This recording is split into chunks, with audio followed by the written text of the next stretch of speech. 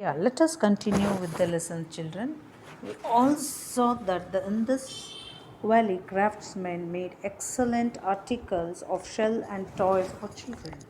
The rectangular seals, as we all saw here, the rectangular seals uh, reveals the artistic skills of the Indus Valley craftsmen.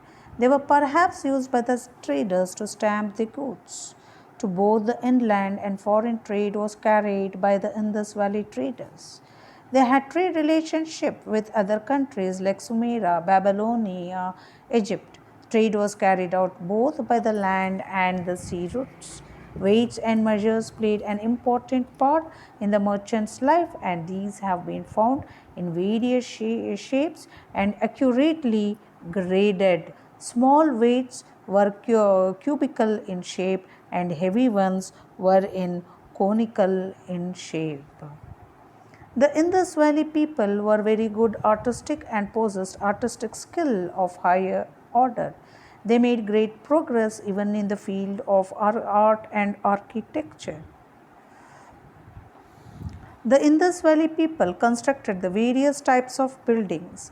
There were plans, plain and solid, and far away from the artificial decoration, beauty, and the artistic and the artistic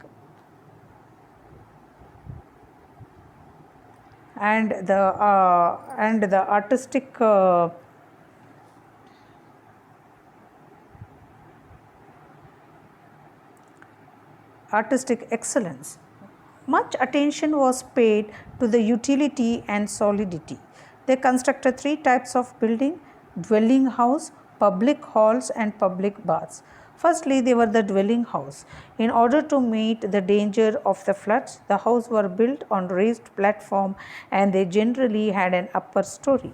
The houses varied in size.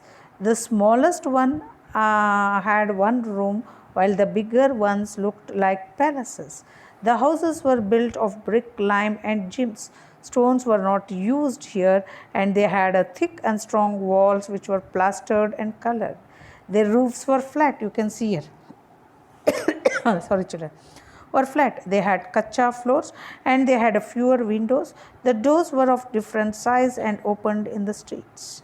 Almost every house had wells, drains, bathroom, kitchens, and courtyards. Besides the dwelling house, we find a huge and large building such as pillared halls and granaries. It is difficult to tell the exact nature and purpose of these buildings. They might have been used for different public purposes. A high pillared hall about 24.5 meters square has been discovered at Mohenjo-daro. Perhaps it is an assembly hall which has been used to carry on the business of the state. Another huge building was known as the Great Granary has been discovered at Harappa. This is at 61.5 meters long and 15.5 meters wide. It was used for storing grains. The most important building was perhaps the Great Bath under earth, the Mohenjo-daro, which we studied yesterday. And apart from that, the art of pottery had also reached its high watermark. Pottery was made on the wheel and therefore regular in shape. The Indus potter was a skilled craftsman, produced plain, colored, and glassed pottery. It is generally believed that the glassed Indus pottery is the earliest example of its kind in the ancient world. The Indus pottery was famous for its color, shape of rich design, and perfect finish. When we move on to the art of painting, children, the Indus Valley people, they were fond of painting. They have done much progress in the art of living. They were quite skillful in drawing the figures of men, animal, and objects of nature on earthwares and utensils. Some superb specimens of delicate workmanship and color has come down to us.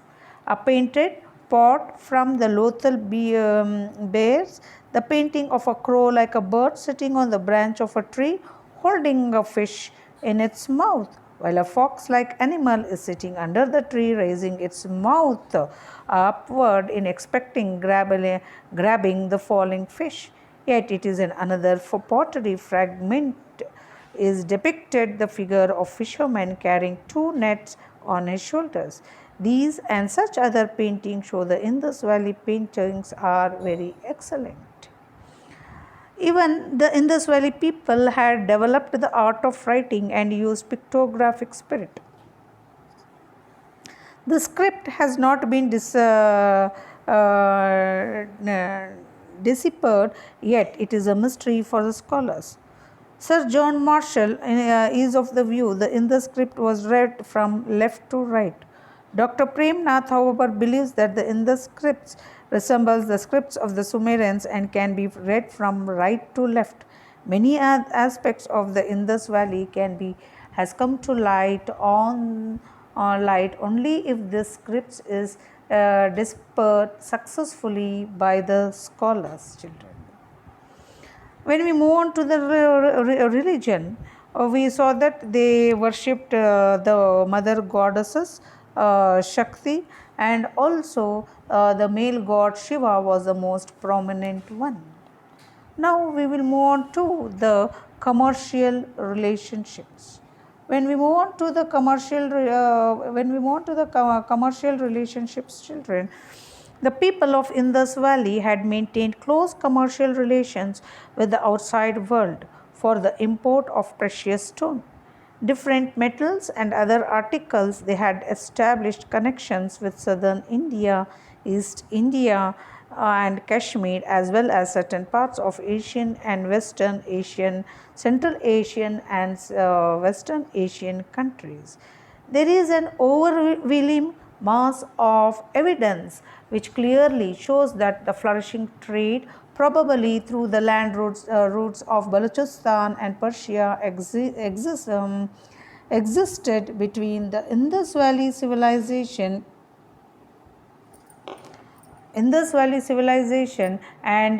Sumeria, that is the Mesopotamia.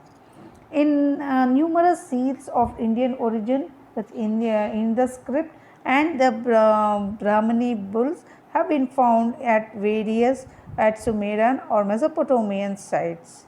Likewise, various important importations from Mesopotamia, like an engraved statite, that is the soapstone, vessels, a model ram, and adze. Adze is a carpenter's axe.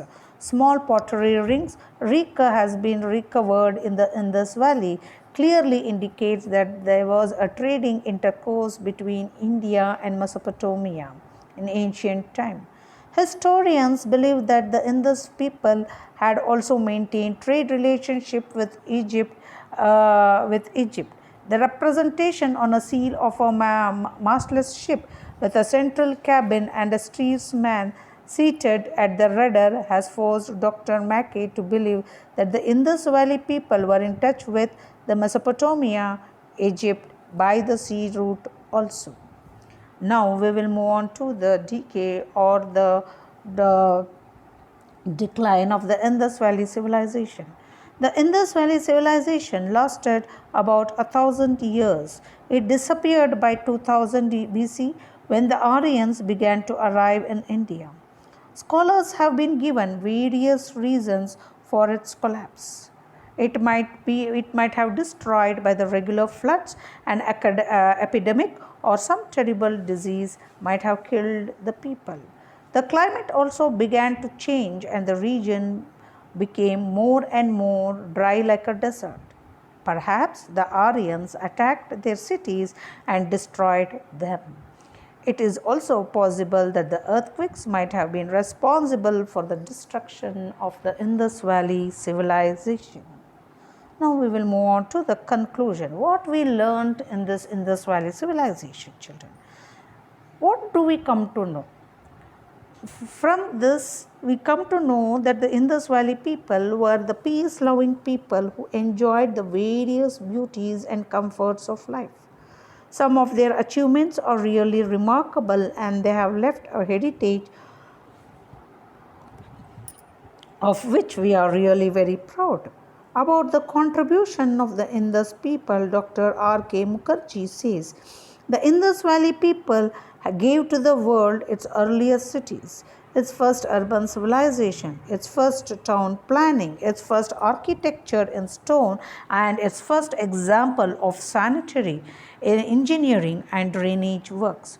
To them also belongs the credit for producing some of the earliest specimens of the pottery and also inventing the device of the cart of harness the labor force of animals for man's utility. So with this we finish up with the Indus Valley civilization. So in the next class, children, we will be studying about the Vedic age. We'll study about the Vedic age. In that we'll study about the Rig Vedic period and what was the social system, economic system, the political and religious system. Thank you, children.